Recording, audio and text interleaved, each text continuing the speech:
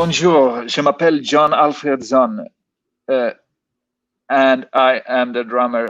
I do not know more French than that, but I play in Avatar, and you are watching Loud TV. Ça va bien, il fait froid.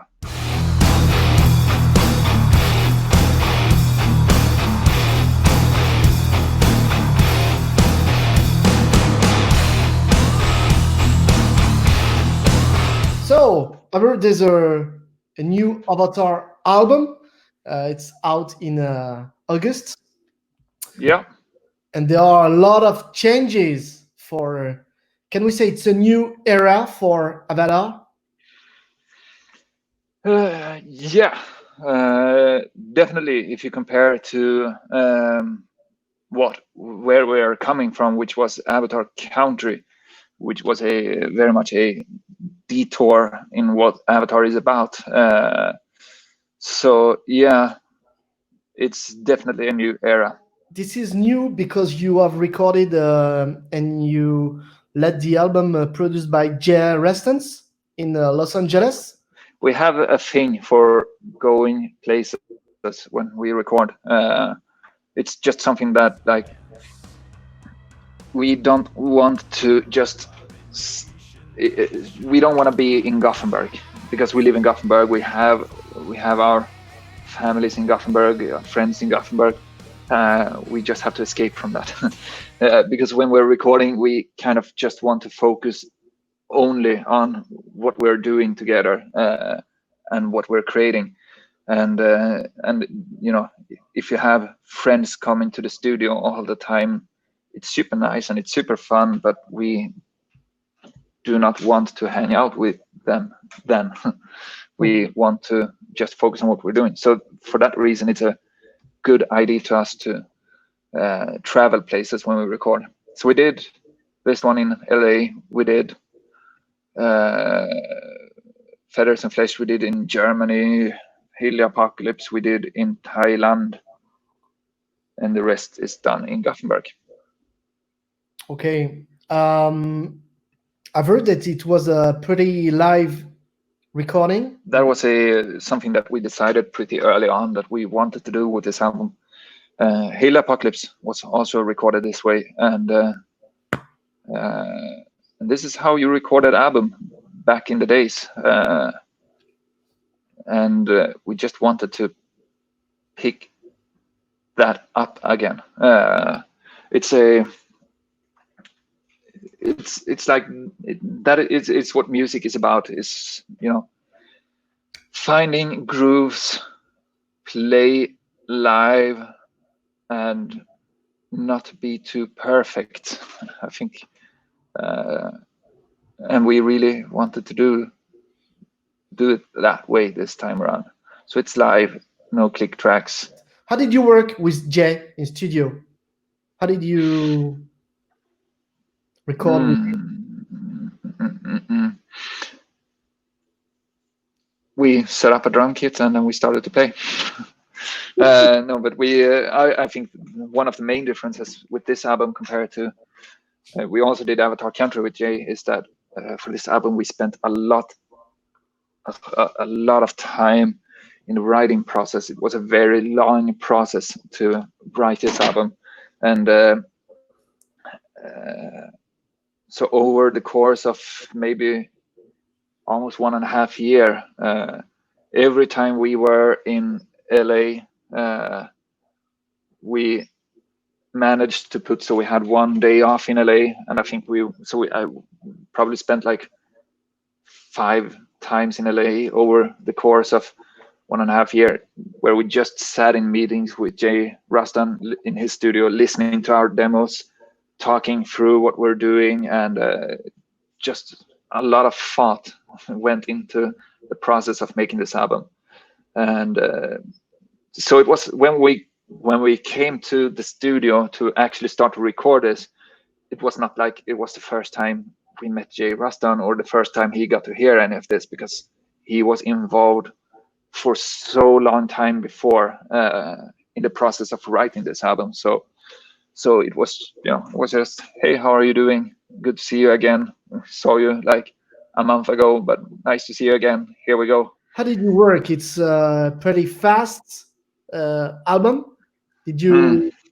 you try to improve something in on drums? Yeah, I always try to improve something. Otherwise, it would be pretty bad. But seriously, like the fastest albums we've ever written is when we are like 19, 20, because then that's when you really want to, I don't know, like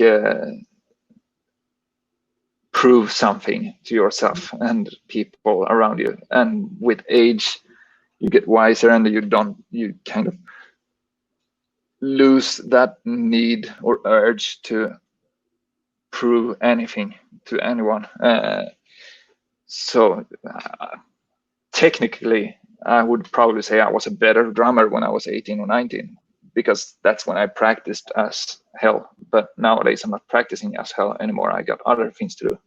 Uh, but yeah, it was definitely challenging, this album. As mentioned, we early on came up with the idea that we were going to record this album live together, all of us in the studio, and not track, instrument by instrument as you usually do. And that puts a lot of pressure into rehearsing, because you really need to be well rehearsed when you're going to do such a thing. So I think we spent like 8 weeks before we went to the studio. We spent in another studio just rehearsing like 8 hours every day, all of us together, just to really, nail the tracks, play them slowly, and you raise the tempo part by part, and just work them. So that was very challenging. So a lot of directions in this album, really Mm, different from the previous albums, and there are no more instrumental songs like in Avatar Country. mm, that is Um, correct. how do you analyze that? It's more direct album, right? Yeah. Yes. That as I were mentioning, we spent so much time writing this album, and we really wanted to make Hunter Gatherer like it was not supposed to be a concept album like Feathers and Flesh or Avatar Country. It was supposed to be one of these just a very great album, uh, and that is a tough thing to do. But for that, like basically we thought of it like this should be like a best of album pretty much. And to make it happen that way, I think we wrote 40 songs maybe. Wow. And then we started to like go through those and like let's this one fits with this one, so let's try and put them like this and keep on working on. So yeah, we narrowed maybe 40 tracks. We narrowed those down to 10, which is this album.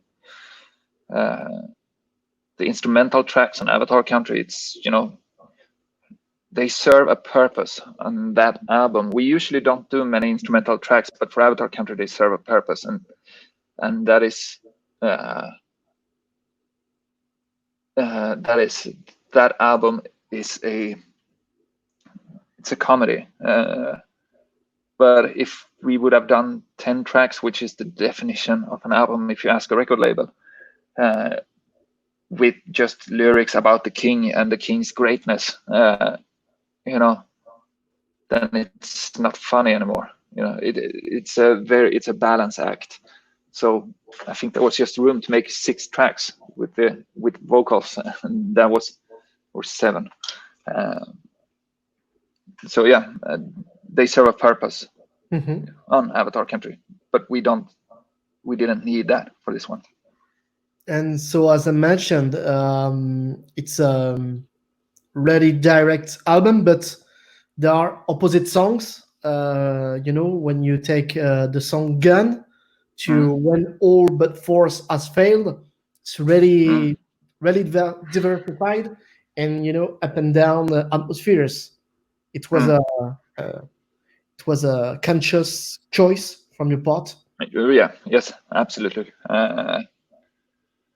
But on the same time, Gun and When All But Forces Failed, just because the fact that one of them is super fast and the other one is very very slow, they still have there's still a red line thick as a rope between those two. Like they we did our intention was not to create an album which is throwing you fast, like between different states. That was never the intention, and I think we succeeded with that, because I think even if Gun is a piano ballad, it still has a lot of common things with When All But Forces Failed. There's a lot of common, they have a lot in common, and everything on the album has a lot in common, even though it's a dynamic and diversified album, and that is what we aimed on doing, and I hope we succeeded. Yeah. So hunter gatherer refers to primitive man, but it seems that as we watch the new video clip Colossus, it's also influenced by sci-fi or futuristic stuff. So yeah, can you explain us the Well, name? hunter gatherer is where we all are coming from, and it like we as humans, we try to deny as far as we possibly can. We try to deny the fact that we are animals, but we all know that we are animals, and there's nothing that differs us from uh, from from a monkey or we are an animal, and our origin is hunter gatherers. That's where we started. The album title is it sums up the theme of this album, which is our origin and where we're heading and where we are right now, as individuals, as a collective, as as a species in its entirety. It's heavily inspired by there is this book called *Sapiens* by Yuval Noah Harari, which me and Johannes read pretty much at the same time, and we had pretty intense discussions on the tour bus about that book, because it was really inspiring, and we just happened to read this book the same time we were writing this record, and basically hunter gatherer comes from that book. Will you bring some new elements on stage also with the new album? Will be yeah new classes. Yes, Yeah. new closet. Yeah, we already changed that one, as you can see on the videos and the photos. That's just like we have to. There's something in us that just feels we have to make everything new every time and start from scratch. So we change the closet. We change for every album we do. So that is new. For the live show, once we are able to come back out and play live again, yes, it's going to be a very different show from what we've done on Avatar Country, that I can say.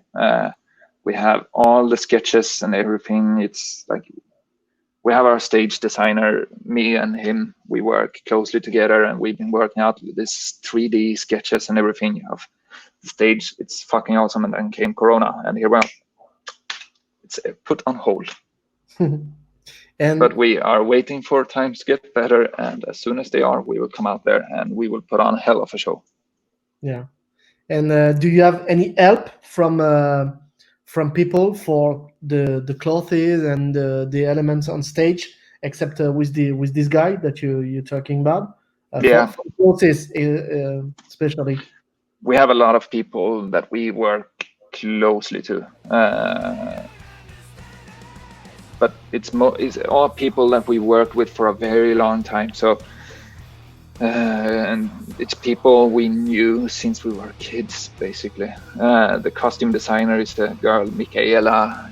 She's like from same neighborhood as our singer grew up. Like they went to the same schools and stuff, and And then we got Jimmy, the light designer. He used to play drums in a band that was in the next rehearsal room to ours, and we became friends and talked about drums. And then he was like, I think I'm gonna go into light design, and yeah, you should do that, and then you can do the lights for my band. And yeah, so it's we have a bunch of people around us that has been with us for a very long time, that understands our vision, and then we on top of this have a very clear vision. But there's no way we could pull all of this off without people around us. We need to be the ones having the vision, and we have a very strong vision of everything we do, but we need people around us to help, because the day has 24 hours, and you can't be best on everything. We can focus on doing the best possible music and having the best possible vision, but we cannot be the best on post-production for music videos, or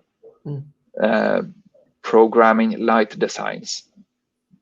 We need somebody else to that. So we got our guys. So the good news is that you will play next year with Iron Maiden. I read this. It was supposed to be tomorrow. Tomorrow? It was supposed to be tomorrow. Yeah. So it's supposed to be tomorrow.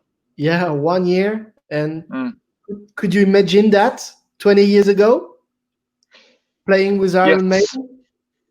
Yes, actually, yes. I sound super non-Swedish right now. I get it, but the answer is yes. We very decided. We early on in the span, we just we are going to make this happen. Like, we are going to fight for this, no matter what it takes. We are going to get there, and so yeah. I know I sound super cocky or whatever, but yeah, the answer is yes. Yeah. Any guests you'd like to invite, or? Well, on this album we have Corey Taylor, and that is pretty cool. Growing up as a big Slipknot fan, we have Corey Taylor whistling on this album and singing a little bit. And I'm 100% confident there's a whole bunch of other artists out there that we would happily have as guests, just that I don't know which ones yet. Okay. That would be something we would probably come up with as we would get an offer, or like if somebody reaches out to us.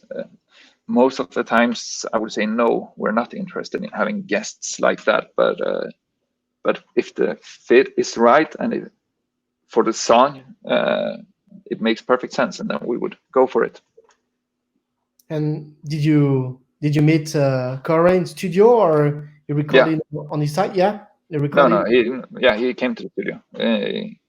His wife is a big fan of Avatar, and also so she introduced Avatar to Corey, and Corey is nowadays also a very big fan, and he also is a good friend of Jay Reatard, who produced the album. So when we were recording in LA, he and his wife was going to be in town for something, but they had a day off in LA. So yeah, they called Jay Reatard and asked if they could swing by, and we said, yeah, sure, of course. Fucking Corey Taylor, like, we're huge fans, of course you can come by. And then we started to think like, I wonder if we can feature Corey Taylor somehow. And then we came up with like, why not have him whistle? So yeah, we like South Park a lot, and in South Park they tried to feature Jerry Seinfeld as turkey number 2 in an episode, and he refused. And we thought they also had George Clooney to play the role of a cat, I think. I can't remember. I can't remember my South Park history, but I think George Clooney plays a cat sometime. And we thought like, that's fucking hilarious. Why don't take the voice of an entire generation, one of the most famous voices from heavy metal, and bring him in to whistle. So we asked him, and he was, yeah, fuck yeah, I want to do that. And then we showed him how the melody was like, and he went into the studio, and then it was just dead silent as usual, because he's also a perfectionist. So he took it very seriously and really tried to nail a lot of takes in getting that whistling part correct, which is the intro of Secret Door. And on top of that, he was a great whistler, much better than any one of us. So yeah, it was good. Great story. Yeah.